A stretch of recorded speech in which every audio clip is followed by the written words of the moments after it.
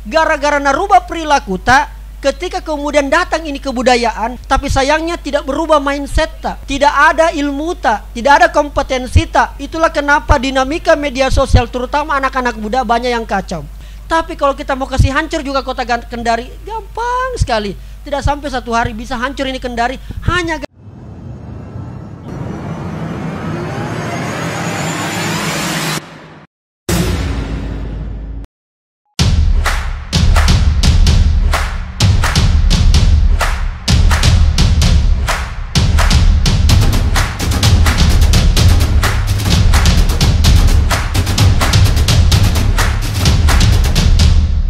Kalau kita bicara media sosial, sebenarnya saya akan meng-highlight kira-kira hanya beberapa poin. Saya lebih banyak mau mendengar sebenarnya. Setiap datang ke daerah-daerah adalah alhamdulillah selalu dapat inspirasi baru, selalu dapat nutrisi baru untuk kemudian bisa kita lakukan. Entah itu kolaborasi, entah itu macam-macam.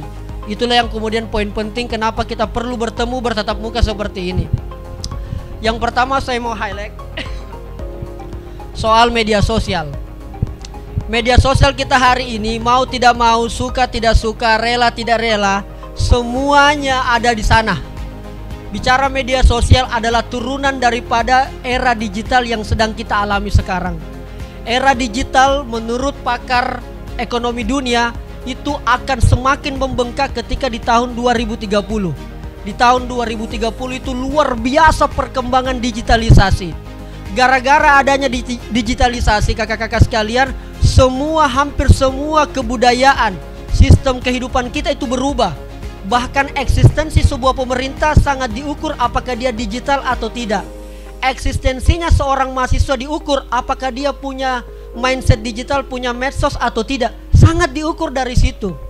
Walaupun sebenarnya kadang-kadang juga media sosial banyak bohongnya, banyak penipuannya, banyak yang palsu-palsu. Kenapa? Karena di media sosial orang hanya posting yang bagus-bagus. Orang tidak posting hal-hal yang memberikan kegagalan. Orang tidak posting hal-hal yang buruk terhadap tentang dirinya.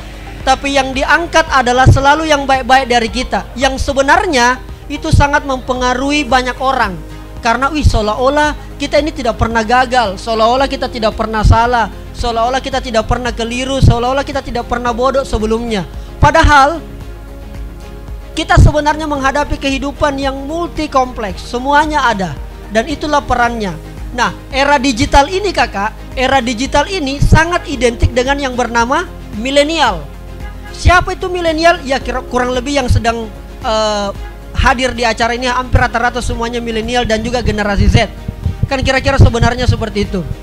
Nah, akhirnya terjawablah sudah bahwa ternyata dengan digitalisasi, turunannya media sosial, lalu di sana ada milenial, maka yang mewarnai media sosial kita sebenarnya adalah mereka-mereka semua para anak muda, para milenial. Dan milenial-milenial inilah yang kemudian dituntut, diminta untuk memberikan sajian-sajian yang positif, walaupun ada juga yang negatif.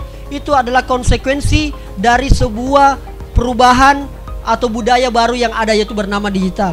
Di media sosial ini perlu kita pilah dan memilih kakak-kakak sekalian. Jadi begini, apa yang kita makan itu yang keluar. Kan begitu hukum sederhananya. Apa yang kita makan, yang kita konsumsi itu yang keluar. Kalau kita sebagai manusia, apa kita makan kentang goreng, yang keluar kira-kira kentang goreng, bukan martabak, kira-kira begitu. Nah, begitu pun di media sosial. Kita konsumsi konten-konten yang negatif, konten-konten yang kira-kira cibiran, konten-konten yang buruk, maka itulah yang keluar. Otak tak, mulut tak, tangan tak, maka itulah yang keluar. Makanya kenapa kesian orang yang sedang berbicara di depan tak ini sedang berjuang atau sementara berjuang untuk kemudian mewarnai media sosial. Tidak hanya soal-soal itu, tapi ada juga konten edukasi. Walaupun saya tahu beberapa teman-teman tidak mau jadi konten kreator yang sifatnya edukatif. Kak, tidak bisa tidak mau jika saya bikin konten yang edukatif. Kenapa? Tidak ada like-nya, sedikit yang like, sedikit yang nonton, tidak ada pemasukannya. Bagus kalau kita bikin konten yang kerjai orang, bikin konten-konten yang jelek, banyak yang sukai. Ya itu adalah bagian daripada karakternya memang kita. Kita memang suka nonton hal-hal yang berbau sifatnya emosional, menggugah emosi. Apalagi konten-konten yang berhubungan dengan konflik, cepat kita nonton.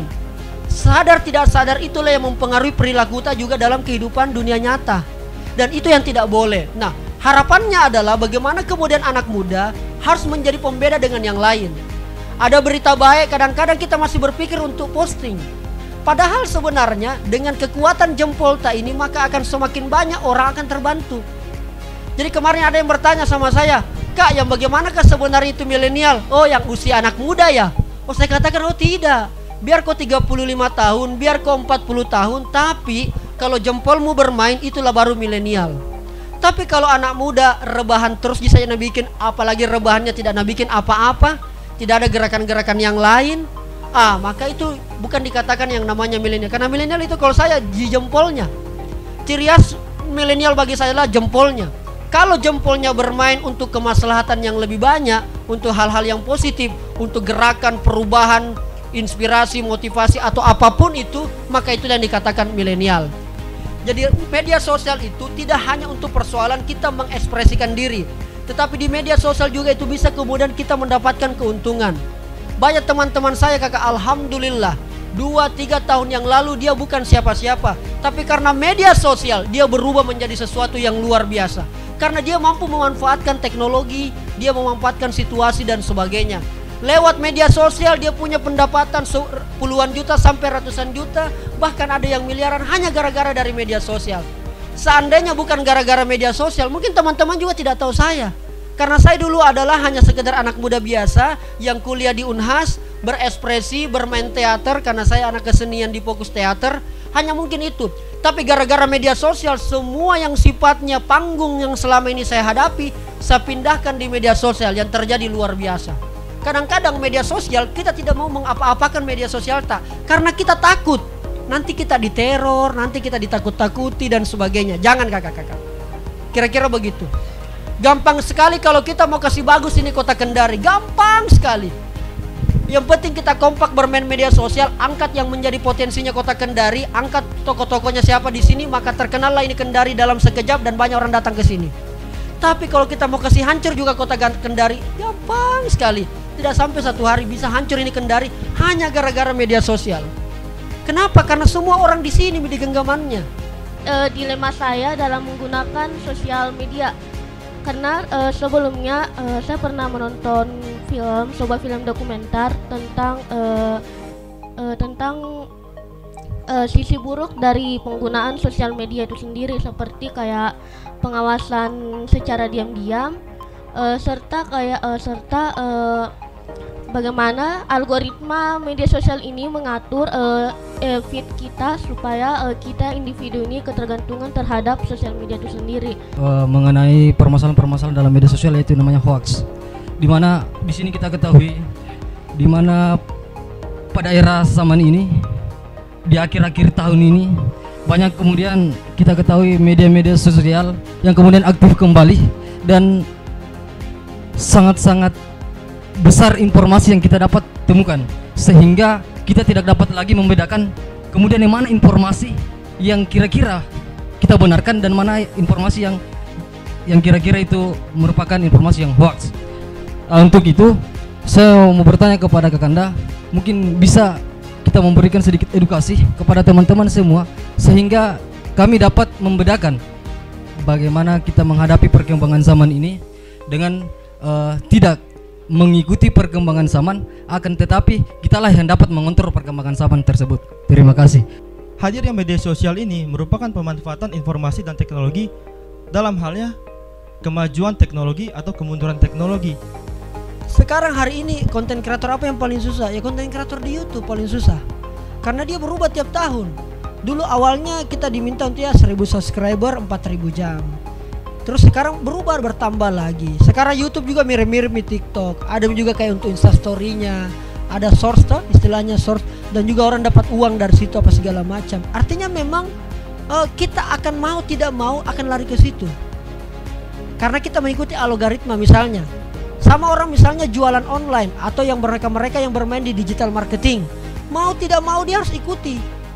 Ya kan begitu. Kalau saya tidak terlalu mengikuti algoritma, tidak ada urusan. Karena begini, niche market saya itu tidak di situ.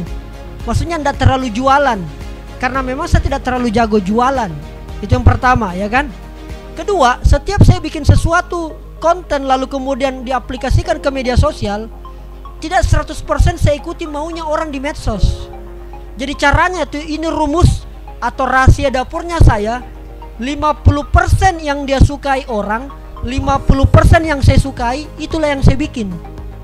Tidak selalu 100%. Misalnya lagi tren apa nih gitu, misalnya lagi tren, misalnya anggaplah konten prank, semuanya bikin konten prank. Lagi tren konten A, semuanya bikin. Saya enggak saya suka. Tapi tidak mesti juga pokoknya saya mau bikin yang saya suka saja 100%. Itu juga tidak bisa, karena tidak akan ada feedbacknya secara keuntungan buat kita pribadi. Tidak boleh juga itu tadi, tidak boleh 100% mau tidak boleh juga 100% maunya algoritma atau maunya yang lagi tren di medsos. Jangan karena itu akan mengkungkung kita punya kreativitas. Nah, gabung itu dua-duanya. Kenapa sih konten itu bisa viral? Ya gara-gara itu rumusnya. 50% sesuai idealismenya, 50% apa yang menjadi tren atau kekinian lagi di orang-orang atau di kalangan media sosial. Nah, kalau saya kan sederhana kakak. Hari ini, dan itu mungkin saya kombinasikan juga dengan pertanyaan yang terakhir tadi kakak ya, yang soal apakah ini kemunduran media sosial atau tidak. Saya kembali lagi pada orangnya. Cuma kalau kita tanya, saya akan jawab ini adalah sebuah kemajuan. Sebuah kemajuan. Bagaimana tidak? Dulu orang tidak bisa baku tahu satu sama lain. Banyak kemudian hal-hal yang sifatnya Masya Allah, banyak yang bisa dibantu, banyak bisa ditolong. Ada yang kemudian baru ketemu keluarganya gara-gara pengaruh media sosial. Ya kan begitu, banyak orang yang bersimpati, berempati dan sebagainya. Dulu untuk orang yang mengetahui informasi, mereka saja yang punya televisi, yang cepat tahu informasinya. Hari ini tidak lagi. Ya kan, bahkan sebelum pemerintah keluarkan itu mungkin masyarakat sudah tahu. Karena saking kecanggihan teknologi itu, kalau diarahkan pada hal yang positif, itu kalau diarahkan pada hal yang baik dan benar. Tidak usah jauh-jauh. Facebook berubah nama menjadi Meta. Bahkan nanti orang upload status itu bukan lagi tulisan, tetapi sudah mulai gambar yang bergerak, metaverse dan sebagainya. Saking perubahannya luar biasa. Apa yang harus kita lakukan dengan keadaan seperti itu? Beradaptasi, sesuaikan dengan apa yang menjadi tuntutannya kita.